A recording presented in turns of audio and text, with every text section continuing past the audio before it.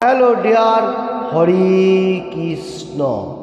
Welcome back. Today discuss Prabhupada Kathamithose.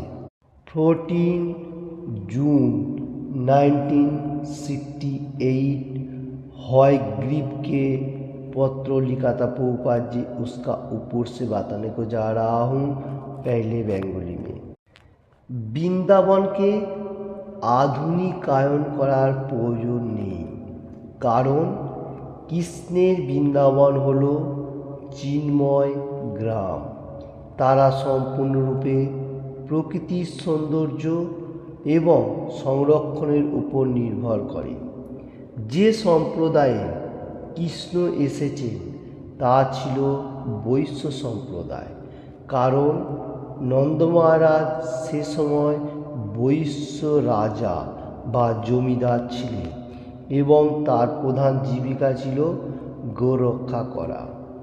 এটি প্রতীত হয় যে তার 9 লক্ষ গাভী ছিল এবং কৃষ্ণ ও বলরাম অনেক গো বালক সখাদের সাথে নিয়ে গাভীদের দায়িত্বভার গ্রহণ করেছিলেন আর প্রতিদিন সকালবেলা সখা এবং গরুদের সাথে गोचारण भूमिते जेतें। इसका हिंदी अनुवाद इस तरफ से लाइक दैट। हयग्रीव को लेटर लिखा था 14 जून 1968।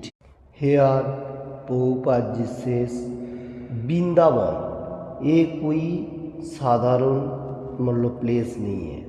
प्रभुपाद जी बताने को जा रहे हैं वृंदावन को हम लोग बहुत बड़ा बड़ा बिल्डिंग व उच्च मान करने का कोई उच्च पद्धति करने का इतना कोशिश नहीं करने का, क्योंकि वृंदावन हलो कृष्णा का लीला भूमि और ये जो है चिन्मय ग्राम विलेज, इसमें कोई हम लोग को इतना डेवलप करने का जरूरी नहीं।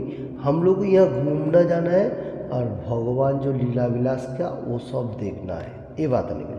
और इसका जो ब्यूटी मतलब बहुत अच्छा ब्यूटी, वो हम लोगों को देखभाल करके उसको कभी भी नुकसान नहीं करना है, क्योंकि वृंदावन धाम भगवान का ये जो धाम है, भगवान जिस टाइम धरती में आया उसका धाम को भी एक साथ में प्रकट किया।